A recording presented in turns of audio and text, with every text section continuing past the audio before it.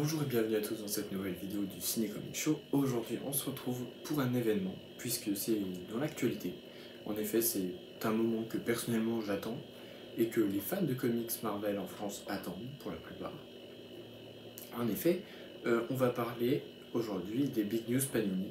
Les Big News, c'est les annonces que Panini font en avance des titres qui sortiront. Donc là, ils font les annonces des titres qui sortent de juillet, août et septembre. Voilà. Donc dans cette vidéo, on va parler de tous les titres qui ont été annoncés. On donnera leur date de sortie, un avis constructif et totalement objectif, bien évidemment, si je l'ai lu, un avis totalement objectif si je ne l'ai pas lu, hein, parce que non, ça ce sera de ce que j'en aurais entendu, donc après, à prendre avec des pincettes. Déjà, même mon avis est à prendre avec des pincettes, puisque je ne détiens pas le savoir absolu. On aura aussi quelques stats, puisque voilà, j'ai fait quelques petites stats. Et voilà, je fais cette vidéo notamment parce que moi, les Big News, c'est quelque chose que j'attends. C'est aussi la vidéo la plus vue de la chaîne. Les dernières Big News a été la vidéo la plus vue de la chaîne. Et surtout parce que ces Big News, pour moi, sont passées très vite. J'ai l'impression qu'on a eu très peu d'annonces, ou alors c'est moi qui n'ai pas fait gaffe, parce que quand je vois le nombre d'annonces, je trouve pas ça peu, mais j'ai l'impression que c'est passé très vite. C'est peut-être qu'un sentiment. Voilà. Donc, pour rappel, comme la dernière fois, il me semble, les titres sont classés par catégorie. Donc les catégories, c'est les formats. Donc 100%, format poche, prestige, omnibus, deluxe, intégral, voilà. Et dans chaque catégorie, ils ont été classés dans l'ordre d'annonce. Voilà, de toute façon, vous le voyez, le tableau avec toutes les annonces, toutes les sorties. J'ai été obligé de lire un peu parce que j'ai pas tout retenu. Donc écoutez, on va faire du plus petit format au plus grand. Donc par définition, on va commencer par les Marvel Poche. Je tiens à vous le dire, ces Big News Panini ont été mis sous les proches. Je me suis engagé dans une phrase que je n'étais pas sûr de finir. Bref, les Fantastic Four seront à l'honneur pendant ce mois de juillet, plus particulièrement le mois de juillet. Mais en tout cas, dans ces Big News, ils ont été mis vachement en avant, et c'est normal. Mais en tout cas, on sent que Panini a plus confiance dans le film Fantastic Four, ce qui est normal puisque c'est le gros projet de l'année chez Marvel. Mais là où on voyait par exemple que un ou deux titres Sentry et un ou deux titres Thunderbolt, un titre Iron Heart par-ci par-là pour accompagner les sorties Disney Plus et cinéma, là vraiment on est sur pas mal de sorties et vous le verrez puisque j'en ai fait un petite stat, ouais, c'est pas grand chose. Donc je vous l'ai dit, on commence par les Marvel Poche, puisque on commence tout d'abord par le 4 Fantastique de Mark Waid et Mike Wieringo. Alors le tome 1 et le tome 2, voilà, qui sortiront en même temps, ils sortent en juillet, du coup je vous l'ai dit. Donc Mark Waid au scénario, Mike Wieringo au dessin.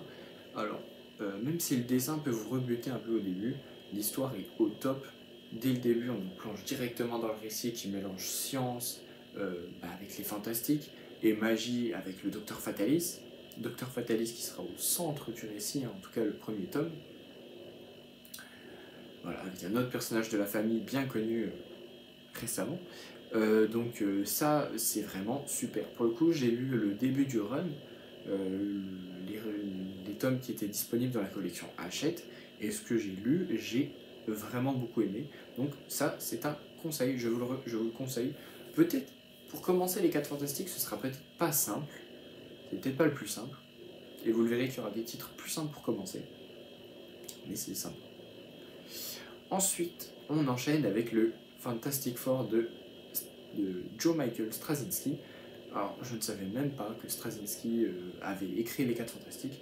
Enfin, j'ai dû l'apprendre puisque vous avez vu mon guide, ma frise chronologique des runs de comics Marvel.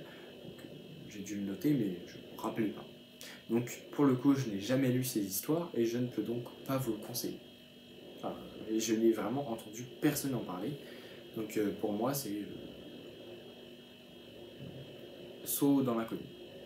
En tout cas, c'est en Marvel Poche, donc ce sera vraiment pas très cher. Donc pour découvrir, pourquoi pas. Ensuite, on enchaîne avec le Fantastic Four Life Story, donc les 4 Fantastiques, l'histoire d'une vie. On reprend le même pitch de base que pour le Spider-Man Histoire d'une vie, sauf que cette fois-ci, c'est pas dessiné, enfin, c'est pas écrit par Chip Zdarsky et dessiné par Mark Bagley, mais il me semble que c'est écrit par Mark Russell et le dessinateur, je ne me souviens pas. En tout cas, ce que je peux vous dire, c'est que c'est le premier titre en comics des 4 Fantastiques, en tout cas réservé exclusivement aux 4 Fantastiques que j'ai lu, et j'adore. C'est vraiment excellent. Moi qui étais mitigé sur l'histoire d'une vie de Spider-Man, je trouve que ce 4 Fantastique est bien plus réussi que celui de Chip Zdarsky pour le tisseur. Donc ça, c'est une recommandation totale pour commencer les 4 Fantastiques Four, les 4 Fantastiques Four, bien sûr. Pour commencer les Fantastic Four, c'est parfait. On enchaîne avec Secret Wars de Jonathan Hickman et Sad Ripich, donc le Secret Wars de 2015. Un bon récit, vraiment très bon récit, très beau et tout ça, qui met un terme à l'univers Ultimate, pour le coup. Le problème, c'est qu'il peut être lu indépendamment du run des Avengers de Jonathan Hickman, mais on loupe une grosse partie de l'intrigue en passant toutes ces histoires. Donc, en tout cas, je vous le recommande, c'est vraiment très bien.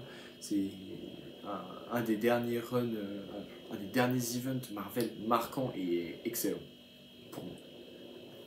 Ensuite, on enchaîne avec le Wolverine Ennemi d'État, écrit par Mark Millar, le génie Mark Millar, et dessiné par John Romita Jr. Donc on suit l'histoire d'un Wolverine qui est contrôlé mentalement et donc les héros devront l'arrêter. J'ai pas lu, j'ai jamais eu l'opportunité de le lire, il m'a toujours donné très envie, donc là ce sera l'occasion d'y aller. Voilà. Là je pense que j'irai dessus, voilà. Peut-être pas à la sortie, mais en tout cas j'irai dessus. Ensuite on enchaîne, cette fois-ci non plus avec du Marvel, toujours dans la collection Marvel Poche, enfin poche en tout cas, mais cette fois-ci sur du Star Wars, puisqu'on est sur le Dark Vador tome 1 par Kieron Gillen et Salvador Larroca. Donc vous verrez que les tomes Star Wars, il y a un lien. Donc on est sur le tome 1. Ensuite on est sur le Star Wars tome 1, écrit par Jason Aaron et dessiné par John Cassaday, il me semble. Et pour finir, on aura le Dark Vador abattu, écrit par Kieron Gillen et Jason Aaron. C'est un tome qui est... voilà. Donc les 3 tomes que je viens de vous citer, ils sont tous liés dans une même continuité. En tout cas, ces 3 tomes sortiront en septembre. Et ce que je ne vous ai pas dit, c'est que tous les autres Marvel Poche cités avant sortiront en juillet. J'ai oublié de le dire. C'était la fin des Marvel Poche, longue vie aux Marvel Poche. on enchaîne avec les 100% Marvel, puisque a été décalé, puisqu'il avait été déjà annoncé lors de précédentes Big News, le Wolverine Revenge de Jonathan Hickman et Craig Capullo, cette fois-ci en classique, 100% classique. Il sortira en juillet, je ne le prendrai pas. Vous verrez pourquoi. Ensuite, on a le Deadpool Wolverine tome 1, écrit par Benjamin Percy, il me semble. Peut-être encore dans l'ère Krakoa, je ne sais pas, en tout cas je n'irai pas dessus, parce que je n'aime pas Wolverine, Deadpool, pas spécialement fan, voilà, aucune raison d'aller dessus. Il sortira en août. Ensuite, on est sur la série All New Venom, tome 1, écrit par Ale Wing et dessiné par Carlos Gomez, il me semble, c'est ça son nom. Bref. Donc on suit les aventures de Venom. Je n'ai aucun... je vois les planches passer sur Instagram, je n'ai aucune idée de la qualité du récit, donc je ne peux pas vous le conseiller ou pas. En tout cas, il sort en septembre, donc si vous voulez vous laisser tenter, bah vous savez quand ça sort. Ensuite, on finit par le Namor, en 100% toujours, écrit par Jason Aaron. Je ne me souviens plus du dessinateur, mais si c'est comme sur la couverture, c'est assez particulier. Je vous laisserai voir si vous ne l'avez pas vu sur Instagram, mais c'est plutôt particulier. On a fini sur les 100% Marvel, il y en avait très peu. On enchaîne sur les Deluxe, puisqu'on commence par le Wolverine tome 4, écrit toujours par Benjamin Percy, qui sort en juillet. C'est toujours le Wolverine de l'ère Krakoa, vous connaissez. Perso, je n'irai pas dessus toujours, parce que je vous l'ai déjà dit, je suis pas fan de Wolverine. Et l'ère Krakoa, bien assez pour moi avec les X-Men, donc je vais pas me lancer dans d'autres séries. On continue ces Deluxe avec le Fantastic Four de Ryan North et d'Iban Coelho. Le tome 2, le premier, je sais que ce deuxième tome commencera avec des dinosaures, donc bien sûr que j'irai dessus parce que j'adore les dinosaures. Donc ce sera peut-être pas un Day One, mais pas bien loin. Ça sort en juillet, toujours.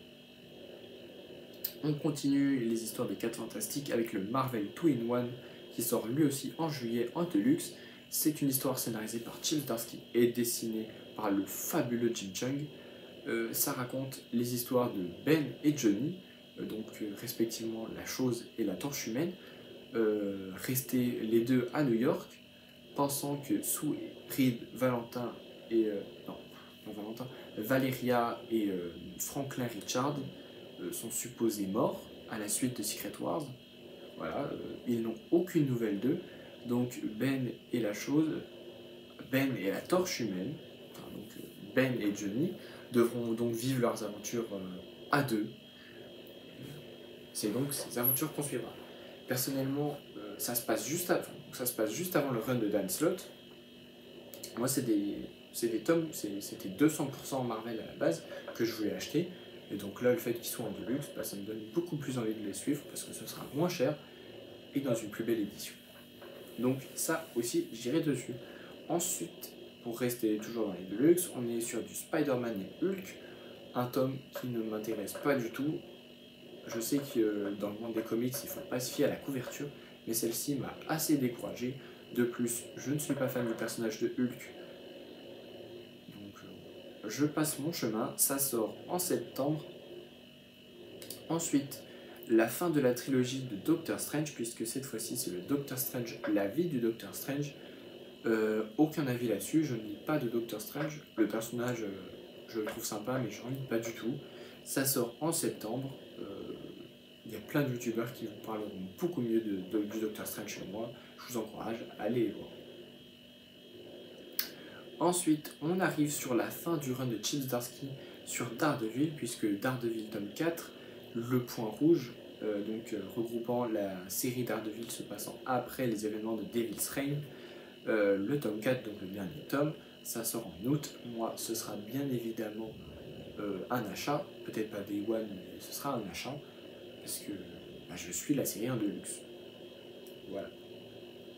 On continue les suites de séries en Deluxe, cette fois-ci non plus du côté des 4 Fantastiques ou de Daredevil, mais du côté de nos mutants préférés, puisque on sera sur le tome numéro 2 de X-Men Red, par Alley-Wing. Donc ça, ce sera un achat vraiment pas Day One, puisqu'il faut déjà que je rattrape mon retard sur l'ère Krakoa, et j'en suis pas là. Mais aussi le Immortal X-Men numéro 2, pareil. Ces deux tomes X-Men sortent en septembre. Je ne les achèterai pas en septembre, mais je les achèterai tôt ou tard. On a fini avec les Deluxe Marvel. On enchaîne cette fois-ci avec la... Ah, j'ai du mal à parler cet après-midi. Avec la catégorie des intégrales Marvel. Je vous le dis tout de suite, je n'en achèterai aucune, puisque je n'achète pas d'intégrale. Mais ça n'empêche que je vous ai quand même fait le listing. On commence avec le Fantastic Four de 1982-1983, donc l'équivalent du tome 21. Il sort en juillet, voilà, si jamais. Ensuite, on a les épisodes de Silver Surfer, tome 89-90, donc le tome 6. Pareil, non, pas pareil, ça sort en septembre. Ensuite, on a l'intégrale Torche Humaine 62-64, donc le tome 1. Peut-être ça suit le fait qu'ils avaient déjà sorti une intégrale La Chose contre Hyperion. Peut-être dans cette même ligne éditoriale de présenter des intégrales sur des personnages des 4 fantastiques séparés. Enfin, je dis ça, je pense qu'il s'agit de Johnny Storm et non pas de... J'ai oublié son nom. De Jim Hammond, voilà. Donc pour moi, il me semble que c'est la torche humaine des 4 Fantastiques et non pas celle des Invaders. En tout cas, je n'en sais rien, ça ne m'intéresse pas. On finit cette catégorie intégrale avec celle de Luke Cage 82-83, le tome 6, qui lui sort en septembre. On enchaîne avec la catégorie Marvel Prestige. On retrouve notre bon vieil ami Wolverine, puisque cette fois-ci on sera dans du Wolverine Revenge, non plus classique, mais en noir et blanc. Voilà. Il sera forcément plus cher, puisque dos toilé, meilleur papier et tout ça, on connaît. Ça sort en juillet comme sa version 100%. Là, on enchaîne avec un titre dont j'attendais toujours une édition en prestige que je n'ai jamais eu, donc que j'ai acheté à 100% et que je regrette, parce que je l'ai acheté il y a quelques mois. Ça a été une des premières vidéos de la chaîne. C'est le Silver Surfer Black, écrit par Donny Cates et dessiné par Tradd Moore. Et ça, le scénario est peut-être pas le meilleur. Moi, je me rappelle avoir bien aimé, mais c'était pas une révolution. Mais alors, ces planches, les planches méritent amplement le format prestige. Tradd Moore avait déjà sorti il y avait déjà eu une édition d'un travail de Tradd Moore en format prestige. C'était le Doctor Strange Fall Sunrise, il me semble. Bref, je l'ai pas. Mais en tout cas, Tradd Moore, ça mérite le détour, et encore plus en Marvel Prestige. De plus que l'histoire est vraiment sympa. Elle s'imbrique dans le run de Donny Cates sur Venom, et donc sur toute sa partie cosmique de l'univers Marvel. C'est bien évidemment une immense recommandation. Ça sort en septembre. Et on finit la catégorie Marvel Prestige avec le Fantastic Four Molécule Instable, un titre dont je n'avais jamais entendu parler mais qui m'intrigue fortement. Ça sort en juillet et ça raconte et ça nous parle des inspirations des personnes réelles qui ont inspiré les 4 Fantastiques. Donc à partir de là, ça m'intéresse énormément. La couverture qui a été sélectionnée pour le visuel m'intrigue énormément, puisque assez différent d'un dessin de comics classique. Donc pareil, ce sera peut-être pas un day one, mais en tout cas, il y a de grandes chances que je craque dessus. Après, ça dépend des retours aussi. Cette fois-ci, on entame sur la collection avec les 2 gros formats, puisqu'on on entame la collection Omnibus. Les Omnibus, il y en a pas mal, mais ça va. Une phrase qui ne servait à rien du coup. On commence par le Punisher de Garth Ennis, le tome 2. Je ne suis pas un grand spécialiste du Punisher, par contre ce que j'en entends à chaque fois, c'est que c'est excellent, donc sautez dessus. Voilà. En tout cas, c'est ce que les fans du Punisher vous diront. Ça sort en août, bien évidemment. Ensuite, on enchaîne avec le tome 3 de New Avengers de Brian Michael Bendis. Ça, par contre, j'ai pas fait toute la série. Il y a des trous que j'ai dans la série. Enfin, du coup, j'ai quelques trous dans la série. En tout cas, ce que je peux vous dire, c'est que New Avengers, c'est ultra bien. Enfin, tout le run de Bendis sur les Avengers, c'est excellent. Donc, que ce soit le tome 3, comme tome 4, tome 28, bien évidemment, c'est une recommandation. Je ne sais pas du tout par contre en combien de tomes se fera la série, peut-être 4, maximum 5, au-delà ça me semblerait un petit peu abusé. On enchaîne cette fois-ci avec le tome 2 de Rome, Rome dont le premier omnibus a été décalé de beaucoup de fois, donc je ne sais pas si celui-là sera décalé aussi. Je vous ai pas dit, mais New Avengers sort en septembre, enfin je ne me rappelle plus si je l'ai dit. Bref, donc Rome, j'étais pas né, donc ça ne m'intéresse pas du tout, c'est comme les Micronauts, je ne connais pas du tout. En tout cas, ce tome 2 sortira en août. Voilà, donc si vous êtes intéressés, et je sais qu'il y en a qui sont intéressés, voilà. Ça par contre c'est une énorme recommandation puisque j'ai tous les tomes en 100%. C'est le Dark Vador Seigneur Noir des Sith de Charles Soule et de Giuseppe Camuncoli. Je ne sais pas si j'ai bien prononcé les noms, en tout cas c'est excellent. Pour les gens dont le Star Wars préféré c'est l'épisode 3, qui a fêté ses 25 ans d'ailleurs cette année, et ben c'est le run parfait. Vous n'êtes pas fan de Star Wars en comics, c'est le run parfait, puisque celui-ci se passe juste après, mais quand je dis juste après, c'est littéralement 30 secondes après, l'épisode 3. Il nous raconte l'histoire de Dark Vador, c'est dans le titre, mais les premières aventures d'Anakin Skywalker dans l'armure de Dark Vador, comment il obtiendra son premier sabre laser, ses premières missions, ses premiers contacts dans l'Empire, puisque on ne le voit jamais être intégré à l'Empire dans les films. Donc voilà, son intégration à l'Empire, je vous l'ai dit, j'ai du mal à parler. La création de l'Inquisitorius, la chasse et la traque des derniers Jedi, voilà, et la création surtout de sa forteresse sur la planète Mustapha. Vous connaîtrez tout, des secrets du plus grand méchant du cinéma, du meilleur site, du meilleur personnage de Star Wars. En tout cas, c'est une recommandation absolue. Il n'y aura qu'un seul tome, sautez dessus. Voilà. En plus, ça ne devrait pas être un gros omnibus, enfin, pas un omnibus à 90 €, peut-être 70 maximum. J'espère pour vous. En tout cas, c'est une recommandation et ça sort en août. On enchaîne et on revient du côté de nos fantastiques préférés, puisque cette fois-ci, on sera sur les 4 fantastiques de Mark Millar et Brian Hitch, des épisodes qui étaient absents, qui ont été absents du catalogue pendant très longtemps, puisque d'abord disponibles en icons, ils ont été en rupture de stock, ils n'étaient plus imprimés, et ça fait pas mal de temps déjà. Et pour les trouver en occasion, moi je les ai jamais trouvés. Et j'ai dû en voir une fois un seul, et qui était vendu à un prix pas possible. Donc ils le ressortent en omnibus, du coup parce que la collection Icons n'existe plus, ce qui m'embête un peu parce que j'ai pas envie de payer ça 50 balles, alors qu'il était vendu 37 à l'époque. Donc peut-être qu'on ira faire un tour du côté de l'occasion, puisque les gens peut-être craqueront pour l'omnibus et se sépareront de leur Icons. Voilà, en tout cas c'était des épisodes que je voulais lire depuis longtemps, donc dans tous les cas je les lirai d'une quelconque façon. J'en veux plus.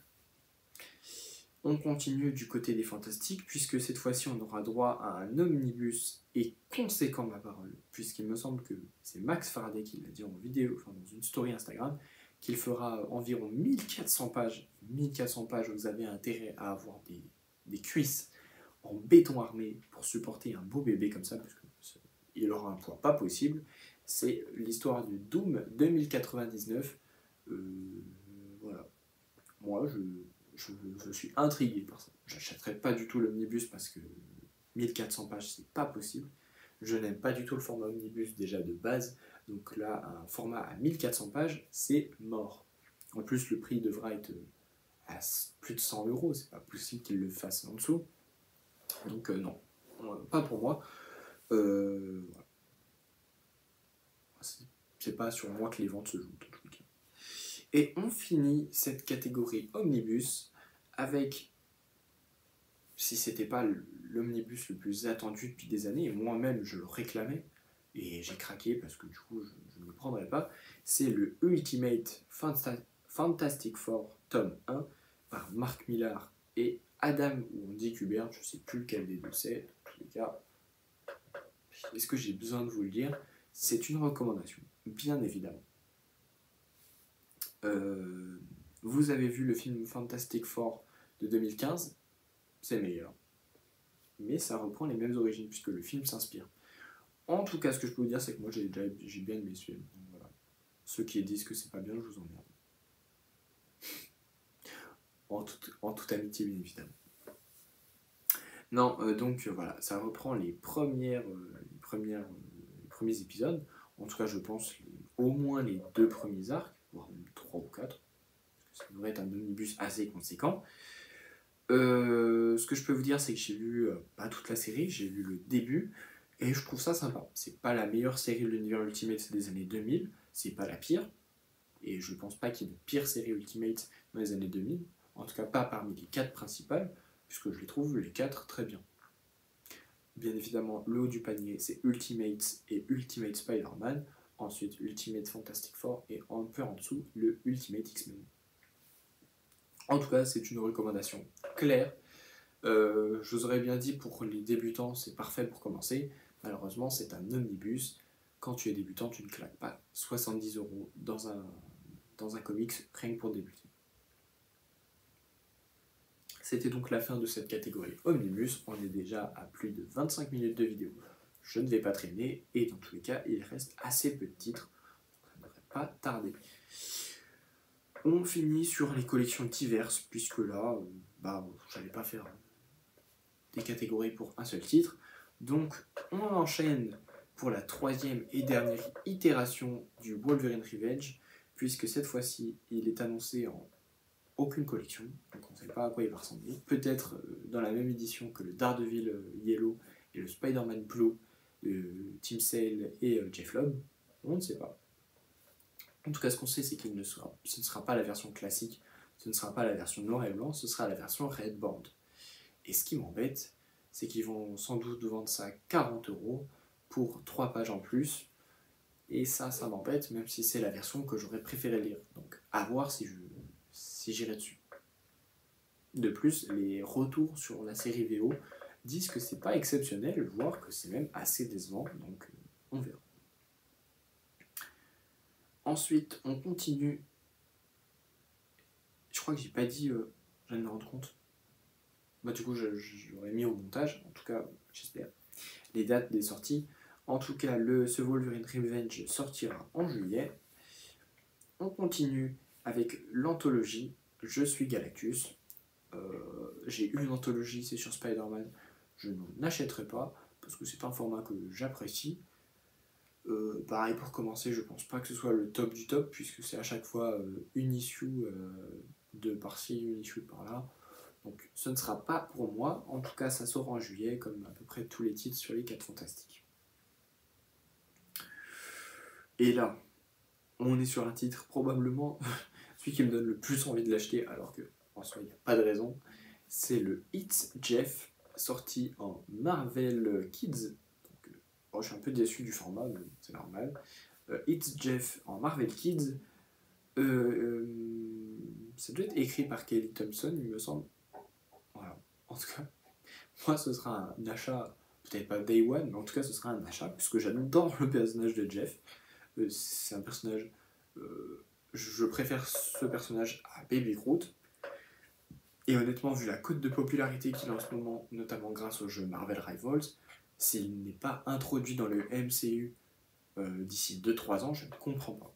C'est vraiment ce personnage, c'est l'équivalent d'un bébé Groot pour les comics, donc je pense qu'il va vite être introduit dans le MCU, puisque on manque un peu de figures mignonnes et vendeuses de peluches dans le MCU en ce moment. Et avec l'arrivée de Secret Wars, ce serait facile à introduire. En tout cas, moi, ce sera un achat, ça c'est sûr. C'est une de mes grosses attentes et une de mes grosses surprises de ces big news. Donc, parfait pour moi. Et on arrive sur le reste, qui n'est pas du Marvel et qui n'est pas du Star Wars, hein, parce que, voilà, en tout cas, qui n'est dans aucune collection connue, hein, c'était pas précisé. Donc, on est sur le Savage Sword of Conan. Pareil, je ne lis pas du tout de Conan, donc pas pour moi. En tout cas, c'est le tome 7 et ça sort en septembre. Ok. Et là où je m'intrigue, c'est ensuite sort en août, enfin du coup avant sort en août, le Savage Sword of Conan, tome 1. Alors j'ai vu que c'était deux équipes créatives différentes, mais qu'à un mois de décalage, ils sortent le tome 1 et le tome 7, c'est qu'il y a peut-être une réimpression, ou je ne sais quoi. Ceux qui savent me diront dans les commentaires, je compte sur vous. Et on finit cette liste longue comme le bras, et pas comme autre chose, je vois. On finit cette liste avec un Alien Black, White and Blood, une série, enfin pas une série, mais des formats que j'apprécie énormément, puisque j'en ai quelques-uns, et c'est toujours des petits récits anthologiques, toujours dessinés en noir, blanc et rouge, que j'apprécie, parce que ça montre des talents de dessinateurs plus que scénaristes, puisque c'est des récits assez courts, mais moi j'aime beaucoup. Ça fait toujours des belles planches et tout, c'est un grand format souple, voilà, donc moi j'aime bien. Et c'est tout pour ces Marvel Big News. C'est pas ni Big News. Vous l'avez vu, il y a eu pas mal de titres, principalement du 4 Fantastique. Ce que je peux vous dire, c'est qu'en tout cas, sur ces 41 titres qui ont été annoncés, majoritairement, il y a du 4 Fantastique. Et ce que je peux vous dire, c'est que 15 des 41 titres annoncés, c'est du 4 Fantastique. Alors, il se peut que j'ai fait une erreur dans mes calculs, mais normalement non. Donc, plus d'un tiers des annonces, c'est du 4 Fantastique, ou en tout cas du personnage lié au 4 Fantastique, que ce soit le Galactus, le Silver Surfer, ou encore la Torche Humaine. Et ce qui est pas peu rassurant, rassurant pour mon banquier, c'est que sur ces 41 titres, seulement 11 m'intéressent vraiment. Et 11 où je suis pas sûr de les acheter day one. Donc les achats pourront être repoussés. Voilà. Donc ça fait à peu près un quart de ce qui a été annoncé.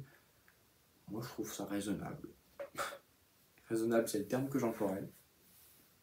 En tout cas, s'il y a des choses que j'ai pas dit, que j'ai oublié, s'il y a des dates que j'ai oublié de dire et que j'ai oublié de mettre au montage, ça c'est possible, c'est probable que j'oublie de le faire. S'il y a des avis que vous n'avez pas appréciés, et n'hésitez pas à mettre tout ça en commentaire. Je lirai ça bien évidemment, je vous y répondrai avec ma plus grande sincérité. Donc voilà. En tout cas, j'espère que cette vidéo vous aura plu. On se retrouve pour une future. En fait, cette vidéo sur la Big News n'était pas prévue. Voilà. Je pensais qu'elles allaient durer encore un peu plus longtemps, que j'aurais le temps de tourner une autre vidéo entre temps. Et non, ça c'est fini. Voilà, elle est sortie. Je prépare la prochaine vidéo, bien évidemment. Vous avez vu l'épisode d'Invincible? C'est excellent. Regardez Invincible. J'arrive à le caler dans toutes les vidéos, c'est incroyable. Bref, excusez-moi pour la coupure. En tout cas, j'espère que cette vidéo vous aura plu. Je refais l'intro, je refais l'outro complète, du coup. Bref. Donc, j'espère que cette vidéo vous aura plu, que vous aurez appris des choses. Voilà. Donc, si vous avez des trucs à me dire, n'hésitez pas à le mettre en commentaire. Et nous, on se retrouve pour la future vidéo qui est en train d'être préparée.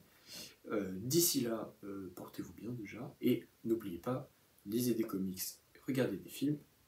D'ici là, ciao!